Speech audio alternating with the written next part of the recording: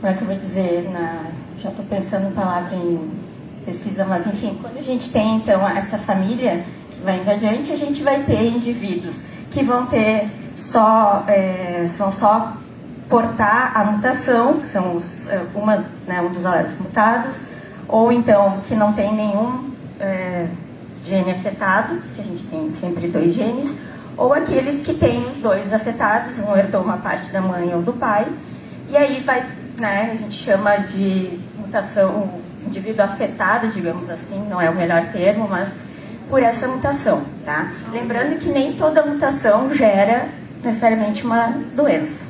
Por favor. Aí, como um dos temas é ancestralidade, a gente tentou pensar um pouquinho no sentido de consanguinidade. Eu acho que talvez fosse a melhor forma de falar de ancestralidade em termos de inato. Tá? Agora, vamos pensar se a gente tem um casamento entre irmãos. Tá? O que vai acontecer? A chance de a gente ter um filho ou filha afetado por essa mutação vai ser muito maior do que se um desses indivíduos casasse ou tivesse filho com uma pessoa de fora da família. Todo mundo concorda? Né? Então, os erros inatos do metabolismo, eles seguem essa lógica. Isso aqui, pode passar o próximo, por favor. Ali a gente está falando de uma herança autossômica recessiva, que é o caso dos erros inatos do metabolismo, mas a gente também tem aquelas doenças que são ligadas ao cromossomo X, que são aquelas em que, então, geralmente a mãe só é portadora, mas só filhos homens vão, de fato, ter a mutação, a doença em si. Quem aqui já viu o óleo de Lorenzo? O óleo de Lorenzo talvez seja o filme que melhor representa um erro inato do metabolismo, que é a adrenoleucodistrofia ligada ao X, né? E aí eles explicam muito isso. A adrenoleucodistrofia ligada ao X, no caso o próprio nome diz, vem do X da mãe, já que é XY, né, no caso masculino. E aí o Lorenzo, então, ele tem essa doença e tem um momento do filme até que a mãe se sente culpada, o que não é real, né, de ter passado para o filho essa mutação, essa doença, como ela diz. Então, a gente sabe que ninguém tem culpa de nada, a gente não escolhe a genética, né? Mas só para dar um contexto, por favor. Bom, sobre a consanguinidade, a gente estava olhando e teve um episódio até com o próprio Darwin, aquele cara da evolução, né? Ele casou com uma prima dele, tá? Que é a Emma Wedgwood. E aí eles tiveram juntos 10 filhos. Só que desses 10, 3 faleceram ainda muito jovens, tá? Na infância. E aí, então, ele, né, naquele momento pensou que poderia ser por causa de essa questão de serem parentes e tal. Aí chegou um dos filhos dele, o George Darwin, que veio com essa grande teoria. Que, na verdade, o fato de pessoas, assim, de nações civilizadas, com dinheiro, enfim, esses hábitos, né, das classes mais altas, eles poderiam contrabalançar essa questão da consanguinidade, e aí esses fatores sociais, digamos assim, não afetariam tanto na questão da consanguinidade. Então a gente já tem uma super teoria muito inteligente, né, bem longe da realidade, na família do próprio Darwin. Pode passar o próximo, por favor. Bom, então, se a gente fala em ancestralidade, no caso de erros inatos do metabolismo, de ancestralidade a gente está falando principalmente de consanguinidade, tá? Eu estou simplificando bastante aqui, mas, assim, as principais causas, digamos assim, dos casamentos consanguíneos, sejam entre irmãos, entre primos, enfim, um dos principais fatores é isolamento geográfico. Então, é uma população mais afastada, né, não está próxima de outras cidades, outros povoados. Então, acaba fazendo com que casem entre si dentro dessa população. No caso da eugenia, né, como a gente via muito, principalmente antigamente na história mundial, que a sangue nobre tem que casar com alguém de sangue nobre, então vamos casar todo mundo dentro da família, porque aí nós somos de outra espécie, né? Questões religiosas, então tem religiões em que é preconizado que se case com alguém da mesma religião ou daquela congregação, digamos assim, e até uma questão cultural, né? Então, o que a gente vê é que em todos esses casos a gente tem o que a gente chama de população fechada, em que os casamentos são ali, se a gente pensar bem, no final das contas todo mundo é meio primo, né? Então, nesses casos, a gente vai ter uma frequência muito maior de indivíduos com um erro inato do metabolismo, tá? Pode passar, por favor. Então, alguns exemplos dessas frequências diferentes, no caso dos erros inatos do metabolismo, por exemplo, a PKU, fenilcetonúria. Mundialmente, se diz que é em torno de 1 para cada 10 mil nascidos vivos, tá? Para vocês terem uma ideia, na Turquia é uma frequência muito maior, de 1 para cada 2.600, tá? Porque lá também a gente tem uma frequência maior de casamentos consanguíneos. A acidúria glutárica do tipo 1, que é um outro erro inato do metabolismo, mundialmente é em torno de 1 para cada 80 mil nascidos vivos. Só que em populações como os Amish, não sei se vocês já ouviram falar dos Amish, que é uma população específica, uma etnia que vive principalmente ali, no caso dos Estados Unidos, na Pensilvânia, em que eles têm costumes, hábitos de antigamente, alguns não têm nem luz elétrica, e o casamento sempre é dentro deles, dessa população. Ou então, essa população, Ojibwa, eu realmente não sei como pronunciar, no Canadá, que a acidúria glutárica tem, por exemplo, uma frequência de 1 para cada 300 nascidos vivos. Então, realmente algo lá, a gente não pode falar de doença rara, né, chamar de doença rara esses erros inatos. No caso dos judeus Ashkenazi, que são talvez uma das populações dentro dos erros inatos do metabolismo que tem uma frequência muito grande de diferentes erros inatos, tá? Tem, por exemplo, uma frequência maior de doença de Tay-Sachs, da doença de Gaucher, de Niemann-Pick, as glicogenoses. Então, só para vocês terem uma ideia, por exemplo, a doença de Gaucher, que é uma das mais prevalentes entre essa população. Então, para vocês terem uma ideia, a doença de Gaucher no mundo se estima que é 1 a cada 1 milhão de nascidos vivos. E dentro da população dos Ashkenazi, a gente tem uma pessoa a cada 855 nascidos vivos com a doença de Gaucher. Tá? Então, isso mostra a importância da genética e da consanguinidade, né, para o desenvolvimento, para o aparecimento de um erro inato do metabolismo, certo? Então, e a gente também tem uma questão, que é a questão na nossa opinião, assim, conversando, esses valores eles podem ser muito subestimados. Como qualquer doença rara, o diagnóstico é muito complicado, é muito difícil. No caso dos erros inatos do metabolismo, muitos são diagnosticados, por exemplo, ou na verdade não diagnosticados, rastreados no teste do pezinho, só que tem muitos que não são. Então, muitas crianças acabam falecendo antes de se ter um diagnóstico. E tem países no mundo que não tem teste do pezinho, né? Então, a gente acredita que esses valores todos dessa epidemiologia, não só de erros inatos, mas dessas doenças especificamente, ela é muito subestimada, né? Talvez muitas das doenças raras não sejam tão raras quanto a gente pensa, né? Por favor. Então, aqui para vocês terem uma ideia de lugares, né, países em que a gente tem uma maior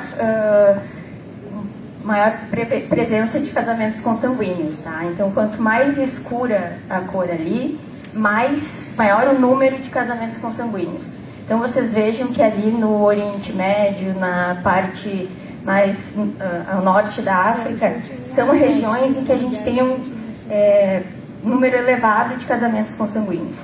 Então ali são regiões com uma grande prevalência, uma grande frequência de erros inatos do metabolismo, diferentes erros inatos, tá? A gente tem, por exemplo, uma cidade bem pequena em Santa Catarina, em que se tem muita consanguinidade. Uma cidade pequena, não é assim isolada, digamos assim, mas ainda assim tem muita consanguinidade. E se observa que tem muitas doenças, raro o indivíduo, aqui nesse caso não é um erro inato, mas é uma doença psiquiátrica. Então, assim, tem um grande número de pessoas com doença psiquiátrica de origem genética, justamente por causa dessa consanguinidade. Tá? Pode passar a próxima, por favor. Então, falar um pouquinho do que são os erros inatos do metabolismo. Aqui, na verdade, coloquei errado, né? 10% não das doenças raras, mas das doenças genéticas, tá? Que existem. O início pode ser intraútero, lá durante a gestação ainda, o início dos sinais e sintomas, tá? Desculpa. Pode ser neonatal, pode ser infantil, pode ser adulto, tá? Não existe um padrão, né? Dependendo da doença, os sinais e sintomas podem se manifestar em diferentes faixas etárias e também dependendo do tratamento, de quando o diagnóstico é feito. Por exemplo, a gente tem um erro inato do metabolismo, que é a deficiência de MCAD, que é uma doença em que o organismo tem problema em metabolizar lipídios. Tá? Quando a gente está em jejum, a gente acaba pegando mais a gordura do corpo, digamos assim, para usar como energia, certo? Então, a criança, ela nasce sem nenhum sinal e sintoma, e aí, se ela, por exemplo, ficar muito tempo em jejum, ela vai começar a manifestar sinais e sintomas. Se ela nunca ficar muito tempo em jejum, ou se ela nunca tiver um resfriado ou coisa assim, ela pode manifestar esses sinais e sintomas lá na adolescência ou até na vida adulta. Um exemplo que eu sempre gosto de comentar com os meus alunos é um caso real, né, que a gente procurou uma mãe relatando sobre a filha, que ela tinha algumas crises metabólicas, mas tudo controlável. E aí ela foi acampar, né, ela fez 15 anos, foi acampar com os amigos, e aí ela, além de ficar em jejum, ela foi fazer um exercício que era subir uma montanha. Né, e aí a gente sabe que quando a gente faz exercício, a gente gasta mais gordura. Né, isso é o objetivo quando a gente faz... Eu não faço exercício físico, porque eu acho que faz mal, né? Mas quando a gente pensa que para emagrecer tem que fazer exercício físico. Gente, eu estou brincando, pelo amor de Deus. E aí ela foi subir, então, essa montanha. Então, ela gastou mais energia, precisou buscar lipídio. E aí, ela teve, então, uma crise intensa e acabou falecendo. Então, até os 15 anos, aparentemente, ela não tinha nada. Mas aí, então, ela teve esse momento de gasto energético que ela precisava, ela não conseguiu suprir esse gasto energético e acabou falecendo. Tá? Então, a gente tem diferentes doenças que vão se manifestar em diferentes períodos da vida. Por favor. Então, algumas informações, assim, atualmente, a gente tem mais, isso atualmente... Estou dizendo no início dos anos 2020, tá? A gente tem mais de 1.200 erros inatos do metabolismo descritos, e isso a gente vê que a cada ano tem mais doenças desse tipo que são descritas, doenças novas, às vezes que se achava que era a mesma doença, e aí quando se vê, na verdade, são dois tipos diferentes da mesma doença, tá? São responsáveis, em torno, assim, mundialmente falando, em torno de 6 a 8% das admissões hospitalares pediátricas. Tá? E o problema é como, né, aquela questão das doenças raras. Tem muita sobreposição de sinais e sintomas, então até o profissional da saúde, o médico, desconfiar que é um erro inato do metabolismo, demora muito, né? A gente tem, como você sabe, muitos diagnósticos até chegar ao diagnóstico correto, mas aproximadamente 80% dos erros inatos afetam de alguma forma o sistema nervoso central, tá? E muitos deles, não vou dizer muitos, né? Considerando que tem mais de 1.200, alguns deles podem ser diagnosticados ou triados no teste do pezinho, tá? Eu diria que a maioria das doenças que são triadas no teste do pezinho são erros inatos do metabolismo, tá? Colorido, tá, gente? Me perdoe. Então, isso aqui, vamos pensar que é o nosso metabolismo. A gente tem lá um nutriente, né, que veio lá da alimentação, por exemplo, que vai ser metabolizado. Quer dizer, eu tenho lá uma proteína, tá? Que, na maioria dos casos, erros inatos são enzimas. Então, o que vai acontecer? Aquelas tesourinhas ali são as enzimas, as proteínas que vão participar desse metabolismo, tá? O que elas fazem? Elas vão, por exemplo, quebrar ali aquela moléculazinha aqui, tá? Então, eu tenho, cada uma dessas moléculas vai ter a sua tesourinha própria, tá? E aí, então, o que ela faz? Ela vai, por exemplo, quebrar aquela molécula ali, aquela substância, em substâncias menores, tá? Por favor. E aí, se a gente tiver uma daquelas alterações lá no DNA, uma mutação que a gente, né, falou lá no início, a gente pode codificar uma tesourinha que ela, né, não consegue quebrar aquela molécula. Uma tesourinha que não é funcional, tá? E aí, o que vai acontecer no caso do erro inato do metabolismo? As outras estão funcionando bonitinhas, aí a gente começa a acumular essa substância aqui, e aí a gente não vai ter aquilo que ela tinha que dar origem, né? Então, acumula aqui e tem deficiência daquilo ali. Então, os erros inatos do metabolismo são esse tipo de doença. Então, talvez um dos mais conhecidos seja a própria fenilcetonúria, né? Que a pessoa não pode comer nada com proteína, porque tem fenilalanina, né, lá na proteína, e aí o corpo não consegue metabolizar, não consegue usar essa fenilalanina, né, e acaba se acumulando, tá?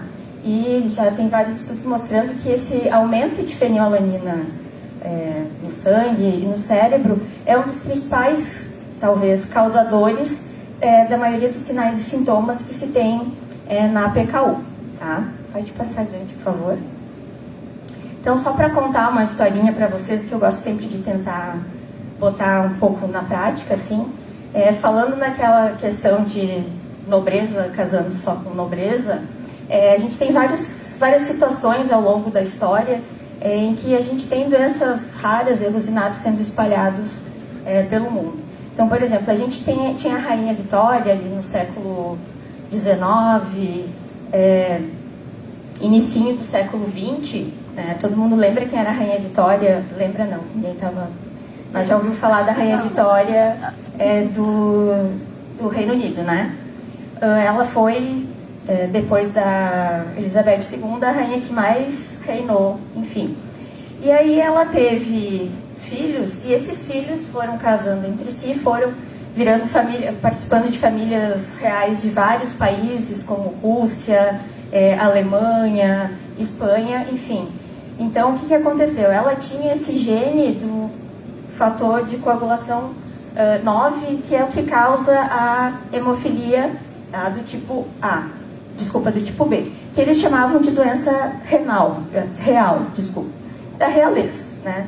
Então, o que acontece? Começou a espalhar pela Europa e esse gene que codificava, então, no caso, essa alteração do gene que codificava a hemofilia, se espalhou pela Europa. Então, tinham muitas famílias reais que acabavam tendo crianças falecendo muito cedo, ou até, claro, adultos, dependendo da gravidade da doença, falecendo. Então, a partir dela, a hemofilia se difundiu pela Europa, tá? E aí começou a ter, então, aumentar esses casos de hemofilia.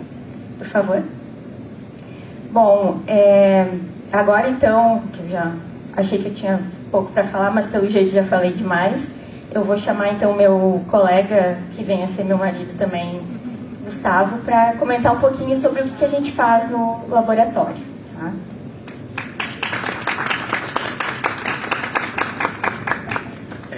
Boa tarde, pessoal. Queria, da minha parte, também começar agradecendo o convite para a gente falar um pouquinho aqui. E também, de antemão, pedir desculpa se a gente estiver um pouquinho fora do tópico, mas a ideia do que eu vou falar agora... Pode passar o slide, por favor?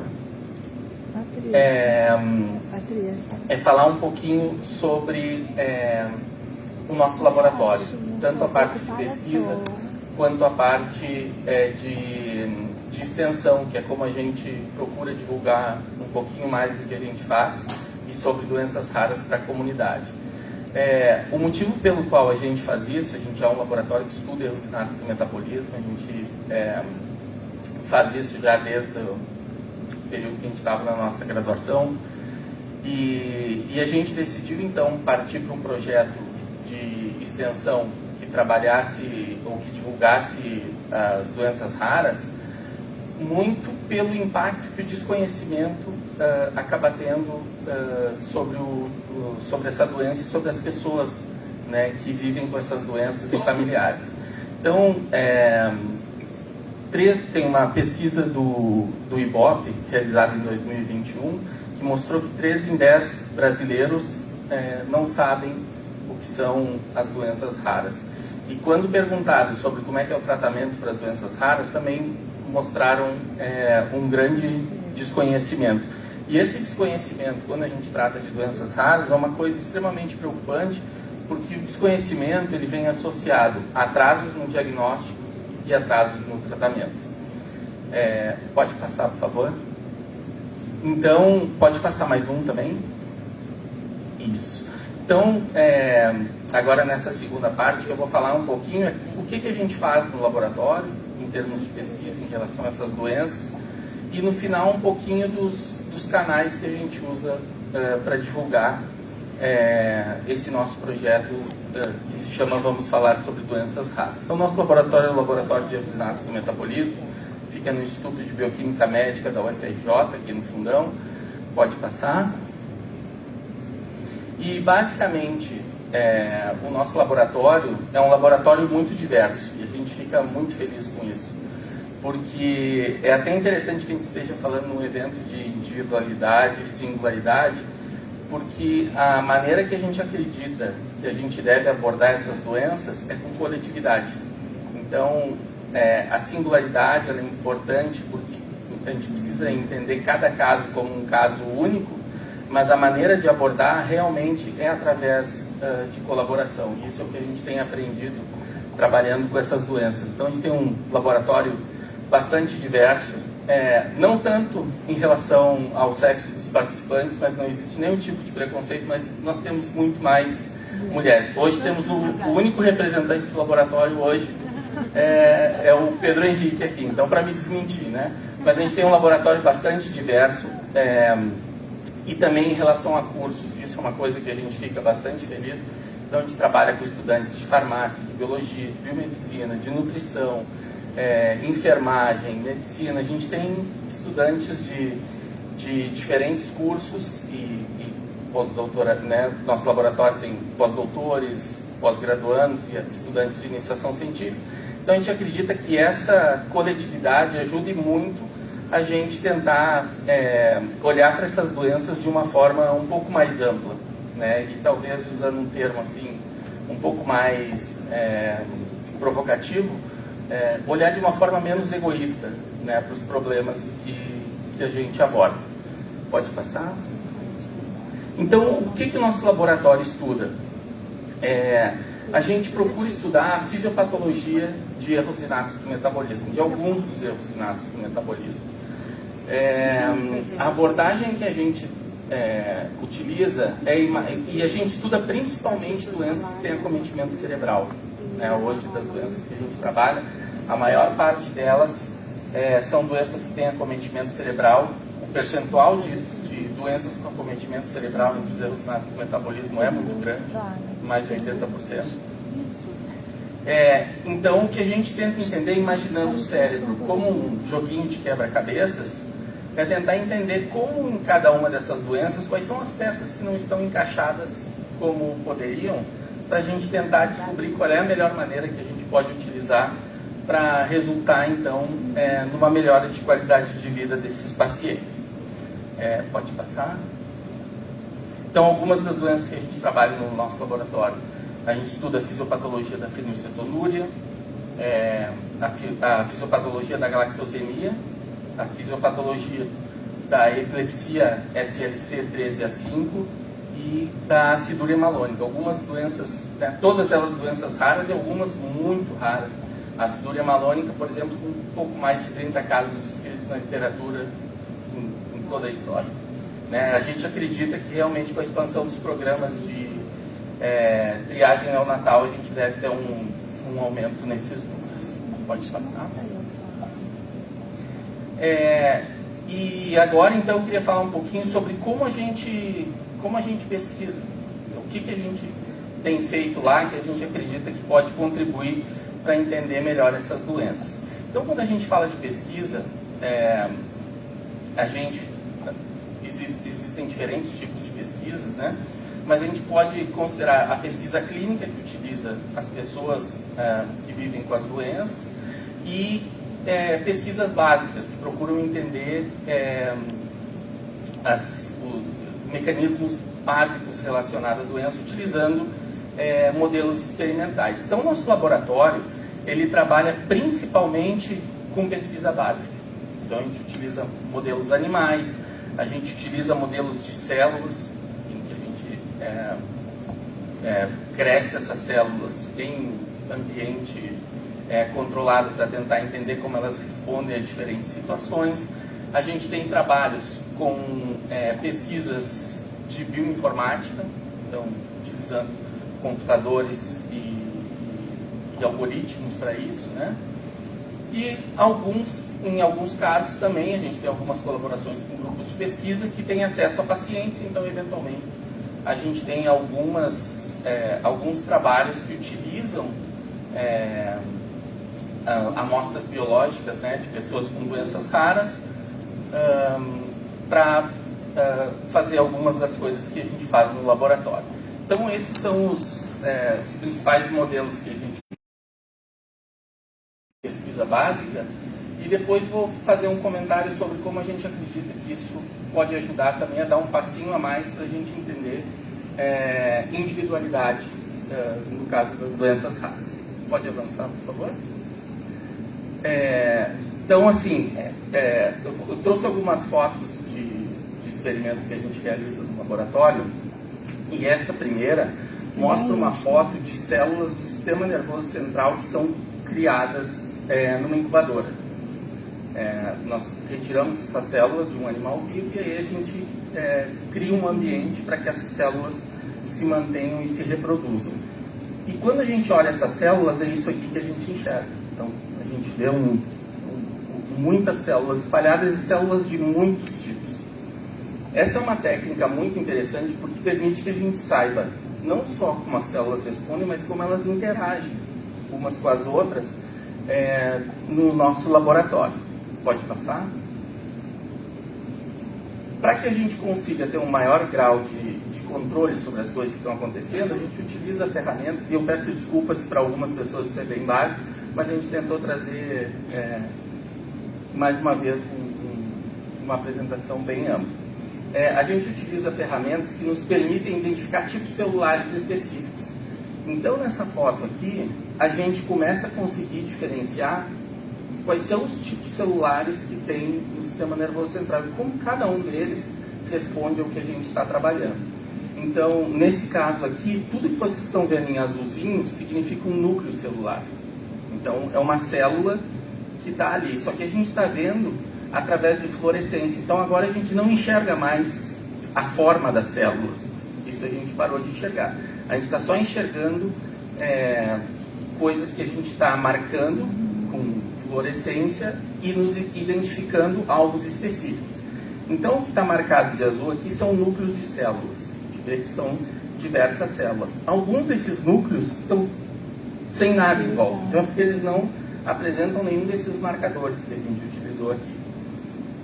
O que a gente está vendo em verde, em rosa primeiro, são os neurônios, que são aí os principais protagonistas do sistema nervoso central, transmitem a informação E a gente consegue ver isso aqui, então, é um marcador de citoesqueleto de neurônio, então a gente vê realmente o formatinho da célula, como ela se comunica umas com as outras. Em verde a gente vê uma outra célula do sistema nervoso central que se chamam astrócitos. São células muito importantes para a manutenção do sistema nervoso central. Não tão conhecidas quanto neurônios, mas também muito importantes. Então a gente consegue ver cada uma dessas células nos nossos experimentos. Pode passar. Entre as células que a gente não viu marcação ali, existem outros tipos de células do sistema nervoso central também. Essa aqui não é a mesma foto com as diferentes cores, são dois experimentos separados. Então, aqui em um experimento está sendo marcado de rosa uma coisa, em outro experimento está sendo marcado de rosa outra coisa. Em cima são as células da microglia, são células que ajudam o nosso cérebro a responder à infecção, então participam da resposta inflamatória do nosso sistema nervoso central. E embaixo, marcadores para oligodendrócitos, que são as células que ajudam o nosso sistema nervoso central a ficar isolado para que possa transmitir um impulso elétrico. Então, os neurônios, eles transmitem impulso elétrico, assim como nas nossas casas. Para o fio transmitir bem, ele tem um isolante em volta para garantir que a transmissão do impulso elétrico ocorra da forma mais eficiente possível. No nosso sistema nervoso central também.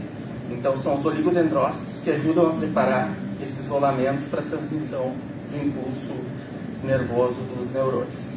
Pode passar. Mais um. E a gente é feliz de ter algumas metodologias que nos permitem coisas muito interessantes. Nesse caso aqui, vocês estão vendo um vídeo muito curto, de 20 a 30 segundos, acho que são 20 segundos, mas esses 20 segundos representam 72 horas dessas células sendo mantidas. Então a gente faz diferentes manipulações e consegue ver como é que essas células vão respondendo ao longo de um período muito grande de tempo. Entendendo? A partir de que momento a nossa manipulação começou a causar problema nas células, e isso muda, a gente pode identificar de diferentes maneiras. Então aqui no lado no lado esquerdo de vocês, a gente vê células que estão com um crescimento normal. A gente vê que essas células vão ocupando a imagem toda. E elas têm um formato que a gente chama de um formato bem característico de astrócitos. Quando a gente olha as células no meio aqui, essas células estão com um composto que se acumula em uma das doenças que a gente trabalha, que é a carnosinemia, e elas estão na presença de carnosina. E aí a gente vê que essas células elas não conseguem ocupar o fundo da imagem como a gente vê das outras, e não apenas isso, elas começam a atingir ficar com uma forma muito característica, que é uma forma que a gente chama de reativa. Então, nessa condição, a gente pode fazer diferentes manipulações para entender, primeiro, como essas células acabam desencadeando esse fenótipo, essa aparência, e, em segundo lugar, tentar buscar maneiras de evitar que isso aconteça.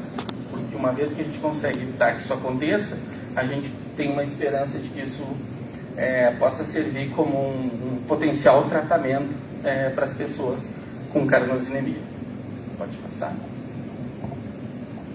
Esse é um outro experimento muito interessante que mostrou, mais uma vez, desse mesmo projeto, que a gente avalia como essas células respondem a dano oxidativo. Esse é um termo que a gente vê bastante assim, em cremes, né? Tem antioxidante, bastante utilizado assim, pelo comércio, mas as nossas células necessitam ter um ambiente com bastante controle sobre a produção de espécies reativas. E a gente mostra que quando a gente coloca esse composto, astrócitos, na presença desse composto, eles começam a criar um ambiente pró-oxidante, começam a criar um ambiente lá dentro, e a gente vê pelo verdinho, vai aumentando à medida que a gente aumenta a quantidade desse composto nas células, aí vai aumentando o verdinho, vai mostrando essa célula começa a sofrer mais na presença de carnosina. Mas uma das coisas que a gente viu é que isso depende da condição da célula. Se aquela já é uma célula em sofrimento, que é o que a gente vê aqui na linha de baixo, se aquela já é uma célula em sofrimento e ela recebe esse composto, aí esse dano não só não ocorre, como ele é revertido. Então a gente consegue entender mecanismos pelos quais as células respondem a compostos que se acumulam nessas doenças. Pode passar. Esse é um outro trabalho em que a gente utiliza um modelo de galactosemia. Galactosemia é um grupo de doenças que afetam o metabolismo de galactose, um açúcar, né? E nesse modelo aqui, a gente descobriu uma coisa muito interessante, que pacientes com galactosemia, eles apresentam problemas cerebelares, que a região do sistema nervoso central fica mais posterior, quando a gente vê aquela partezinha um pouquinho de baixo do cérebro, cheio de estriazinhas, aquele ali é o cerebelo. Então, os pacientes com galactosemias, eles podem apresentar danos no cerebelo. E o que a gente viu é que quando a gente pega animais durante o período de desenvolvimento cerebelar e dá galactose para esses animais, o que acontece é uma desorganização muito grande do cerebelo. Então, comparando aqui o que a gente vê no lado esquerdo, a gente vê que existe uma divisão muito clara, assim, uma organização muito clara das células em diferentes camadas do cerebelo. Mas quando esses animais recebem galactose, enquanto o cerebelo está se desenvolvendo, a gente perde essa organização. Então a gente tenta entender como isso pode estar relacionado aos sintomas que os pacientes apresentam. Bom, então, assim, isso são algumas das abordagens que a gente faz. E agora eu quero falar então um pouquinho sobre como a gente tenta levar um pouquinho desse olhar de dentro do laboratório para fora, ou como tenta tornar o nosso laboratório mais aberto para quem não está dentro dele, né? Que através do nosso projeto, então, vamos falar de doenças raras. Pode passar. 2. Não, falta um, desculpa. Essa é uma figura muito interessante, que infelizmente é interessante, não é legal. Porque infelizmente é a realidade de muitas pessoas com doenças raras. Mostra uma menina com um médico, e o médico dizendo: olha, os exames laboratoriais estão ótimos, tudo está normal, você está, é o quadro da saúde, e a gente observando que a paciente realmente não está nas melhores condições. Então isso, infelizmente, é uma realidade frequente. Pode passar. Então, talvez assim, o nosso canal em que tenha mais comunicação, hoje em dia é o Instagram, que é o nosso... todas as nossas mídias sociais a gente trabalha com o mesmo nome, Inborn Errors. E o nosso Instagram, que a gente já tem desenvolvido há mais tempo, em que a gente trabalha datas importantes, algumas coisas que acontecem no laboratório, visitas a alguns eventos científicos, publicações de artigos, às vezes a gente coloca algumas coisas ali. A gente tem entrevistas com familiares de pacientes com doenças raras. Então, assim, a gente procura ter o máximo de informação possível para que quem se interessa por doenças raras, independente de qual é a sua relação com as doenças raras, que ele, de certa forma, encontre um pouquinho de informação acessível na nossa página. Eventualmente visitas, a gente recebe estudantes da Alemanha todo ano, então a gente procura sempre divulgar as coisas que estão acontecendo no laboratório e até o olhar deles, né? Porque eles vêm estudar doenças raras no Brasil e chegam aqui e descobrem muitas coisas novas. Então a gente procura sempre permitir que essas oportunidades sejam registradas para que as pessoas possam ver também. Pode passar mais um. Nosso canal do YouTube também a gente está se desenvolvendo, mas no canal do YouTube a gente tem uma série de vídeos que a gente precisa dar uma melhorada, mas que já tem algumas coisas interessantes, que se chama Lane Talks, que são as conversas do Lane, né? Em que a gente recebe diferentes tipos de convidados. A gente já recebeu um músico de Chicago, que tem uma doença que é realmente, assim, bastante desafiadora. Por exemplo, ele toca guitarra e não tem o dedão, o osso do dedão. Então ele tem que desenvolver uma técnica para que ele consiga tocar a guitarra desse jeito. Ele é um músico profissional muito talentoso. Então mostrando, ele discutindo um pouquinho de como é que é conviver com isso, como é que ele se desenvolve, conversando com pesquisadores. Um desses pesquisadores é o Jordi é de Barcelona, e em Barcelona é um centro muito importante de estudo de uma epilepsia chamada de doença de Lafora. E essa doença comete adolescentes, então ela tem um aspecto que, de certa forma, assim, é muito duro, que são os pais acompanhando o desenvolvimento da criança e aparecendo tudo dentro dos marcos regulares, né? E quando chega na adolescência começa a ter uma série de alterações, e quando a clínica aparece ela é realmente devastante, assim. Então tem um filme sobre isso, e a gente comenta no vídeo com ele, que o irmão dele é cineasta, então eles desenvolveram um vídeo sobre como é viver com a doença de Lafora. Uma entrevista com a Maria Elisa, que infelizmente ano passado nos deixou, mas ela convivia com 3 doenças raras, 2 alucinados do metabolismo e uma outra doença também. Então a gente tem alguns vídeos que a gente procura, mais uma vez, fornecer o máximo a informação mais variada possível. Pode passar. O nosso site, aí eu trago porque aqui sempre traz a equipe que a gente tem, e se vocês rolarem a página até o fim, também tem uma chance, um formulário para que as pessoas possam enviar sugestões, comentários. E eu queria realmente dizer que a gente estaria muito aberto a todas as sugestões para o nosso projeto, e que vocês fiquem super à vontade de entrar lá e mandar, porque se for possível a gente vai ter o maior prazer de fazer alguma coisa conjunta, tá bom? Pode passar. E os nossos projetos, claro que nada se faz sozinho, então a gente tem uma rede de colaboração muito positiva com pesquisadores do Brasil, aqui do Rio de Janeiro e de diversos outros estados, pesquisadores da Suécia, do Uruguai, Chile, França e Estados Unidos. Então, mais uma vez, acreditando que o ambiente colaborativo, quando a gente fala de raro, é ainda mais importante. A gente tem que aproveitar a experiência de todos. Tá bom? Então, temos mais um detalhezinho antes de encerrar. Gente, só para falar um pouquinho sobre sobre o nosso projeto de extensão, o objetivo dele é levar informação sobre doenças raras de forma acessível, lúdica, para diferentes populações-alvo. A gente tem desde crianças bem pequenas, adolescentes, adultos, idosos, enfim, diferentes formações, diferentes graus de escolaridade. Então a gente tenta passar essas informações de forma lúdica. A gente desenvolve jogos educativos, tá?